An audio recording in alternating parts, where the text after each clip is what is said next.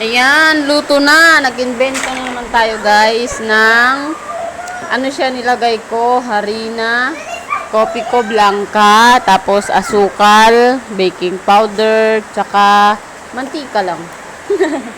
Yan lang nilagay ko guys. Tingnan natin kung ano yung lasa. Kasi ano lang ito.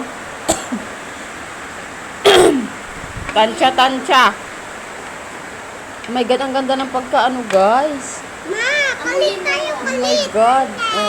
Ang init pa. Amoy ikremen. Nasa akin. Mahal siya. Mainit. Tama lang yung lasa niya kasi tinansya ko lang yung asukal. Dapat dinagdagan ko pa kaunti. Pero tama lang sa akin. Pito, kapag isipay ka. Mainit pa, mainit. Excited na sila, mainit pa. Bagong luto. Luto ko lang ito sa rice cooker. Mga 3 cook. Ay, nainit.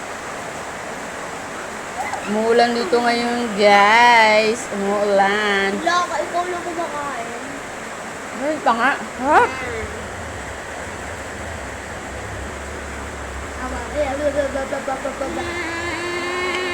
Sa akin yan. Ay, papalit. Ang ganda niya. Ay, papalit. Pwede ito lagyan ng ano, ng chocolate syrup or honey. Gusto ko triangle. Hot pa nga. Ayun pa? Ang sarap. Para siyang ano, pudding. Buhatin mo sa likod niya. Ah, Basang-basa pa ka mo sa likod niya, ma. Hindi sa harap yun. Yung pawis kasi ng rice cooker. Buhatin mo sa likod. Hindi ko napunasan. Basta na nga sa Perfect. Oh my God. Sana sa loob tayo. Perfect. Sa loob ako. Kain.